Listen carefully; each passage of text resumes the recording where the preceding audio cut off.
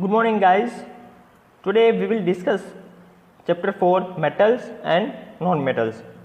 So as we have already learnt in the standard 7, the atom of any element contains proton, neutron and electrons. So let's discuss about it first. In any atom, in the nucleus, there are proton and neutron. Proton contains positive charge, neutron is neutral, and electrons, which revolves around the nucleus, it is negatively charged. As we know that when any atom donates its electron, it becomes positively charged or positive ion. Same way, when any atom obtain or gain any electrons, and it becomes negative ion or negatively charged. So here most of the metals like sodium, potassium, aluminium, copper, this magnesium, this all are positive ion, right? Same way non-metals like carbon, oxygen gas, chlorine gas, fluorine gas, they all will obtain the electrons. That's why they will become negative ions, right? Now what is metalloids? Metalloids are one type of the substance which has the properties between metals and non-metals. As for example, boron, silicon, arsenic, this all, right? Now how metal occurs? So first of all, what is noble metal? Now noble metal, that means like gold, silver. So these types of the metals or platinum does not react with any other metal or does not react with any substance in the soil. So it can obtain in a free, in a native state, right? That's why they are called as noble metal. While few metals are very reactive.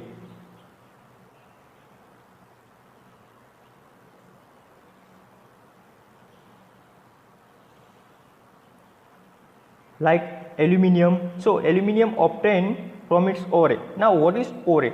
Ore, that means it is the raw material, it is the form of mineral which can be extracted. That means minerals can be extracted from this ore. It is a raw material.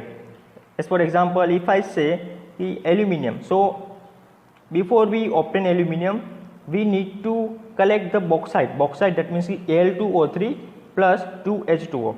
So bauxite is the raw material. So from the bauxite, aluminium will be obtained. So bauxite is called as ore. That means it is also called as matrix also. And second ore, like copper, if you want copper, so ore will be copper glands. Iron, so iron pyrite. Same way silver, so it is called as argentite. Then zinc, then it is zinc blende. Now suppose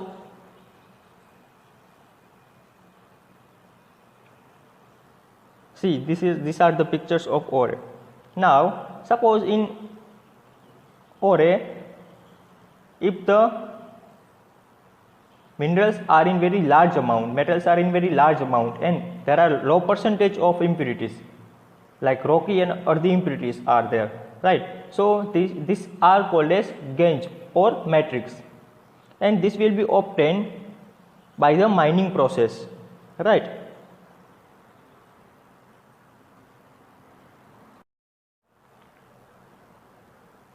Okay guys, our next topic is what are the properties of metal and non-metal. So here there are physical properties like physical state at room temperature, strength, color, lusters, malleability, ductility, sonority, electrical conductivity, thermal conductivity, melting and boiling point, So let's discuss one by one. So first one is physical states at room temperature. This is first property, it is physical properties, right?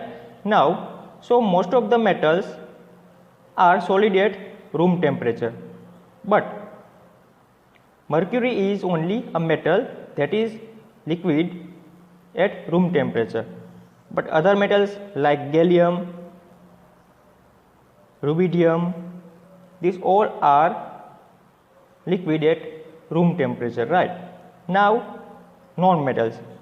So non-metals like chlorine, carbon is in solid form, but chlorine, oxygen, it is in gases, that means it is in gas form. Here carbon is in solid form, so sulfur is also in solid form, but bromine is a liquid, it is non-metal. So this all the non-metals are in liquid form, few are in gaseous form, few are in solid form also.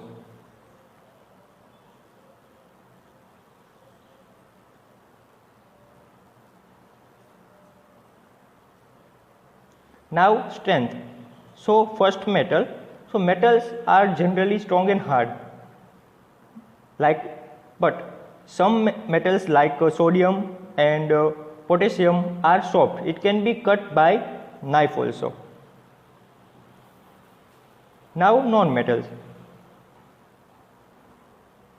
So non-metals like oxygen, it is in gas form, but carbon is also a non-metal. But here is diamond. So diamond is the one type of the form of carbon, but it is the hardest form of carbon, that means it is hard at a strength, right?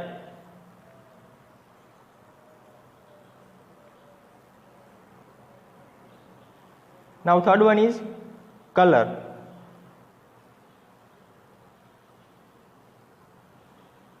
So most metals such as aluminium, magnesium, silver and mercury are white or silvery grey in color, but like gold is yellow in color, copper is reddish brown in color. Now non-metals like oxygen, nitrogen are in colorless, while chlorine is little yellow gas, that means it is greenish yellow, and bromine is brown liquid in color.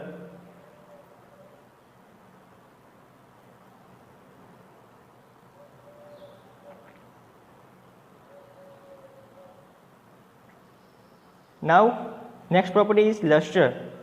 So metals like silver, mercury, gold, copper are lustrous. Lustrous matlab shining in color, right? It shines. While non-metals like oxygen, nitrogen are not in color, that means they are colorless. But graphite is shining. Graphite is also non-metal, but it is lustrous.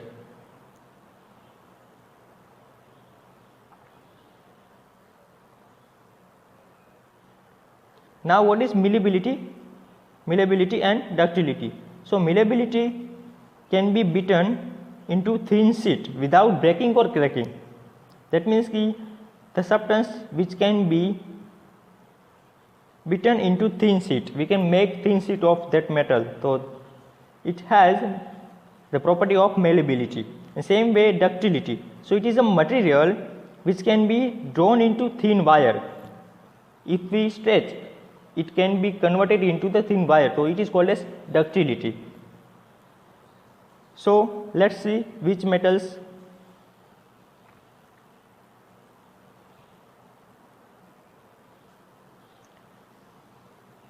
Metals like gold and silver have this property of malleability, right?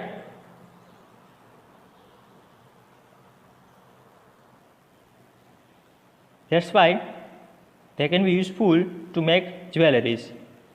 and few metals like tin, aluminum are useful, like copper, all are useful to make utensils or kitchenwares.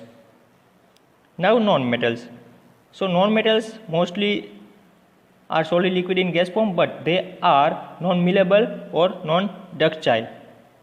They are brittle, it can break into pieces or in powder form.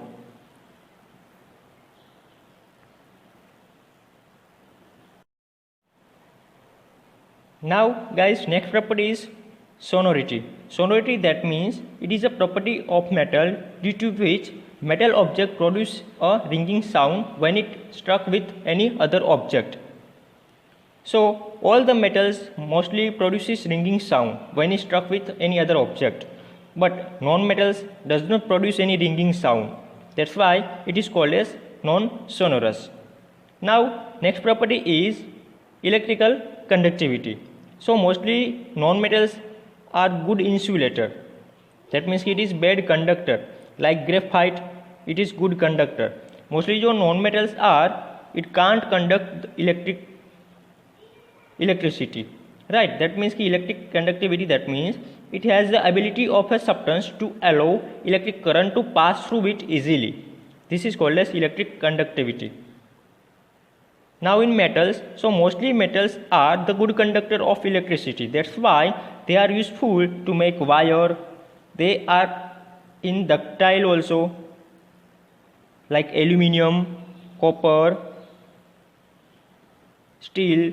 These all are useful to make the electrical wire because they are good in they are good conductor and poor insulator they are called as, right? Now next one is thermal conductivity. So what is thermal conductivity? The substances which allow the heat to pass through it easily. These types of the properties is called as thermal conductivity. So now metals. So metals have high thermal conductivity. Like kitchen utensils, they all are made of aluminum, copper and iron metals, right? They conduct heat. That's why they are useful for the cooking. But in the non-metals, they are insulator. That's why they can't conduct heat easily. That's why the rubber and wood, they are useful to make handles of the utensils. That's why we can't burn during the cooking, right? So this is called as non-metal. But graphite is non-metal. It has high thermal conductivity.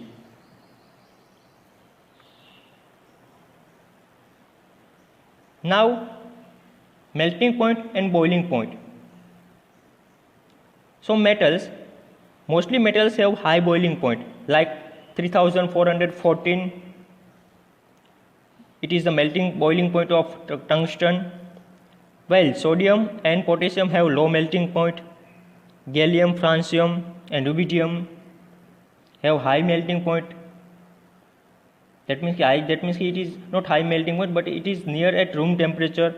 While mercury, which has melting point of minus 38.8 degrees Celsius. And non-metals mostly have low melting point, exception of graphite.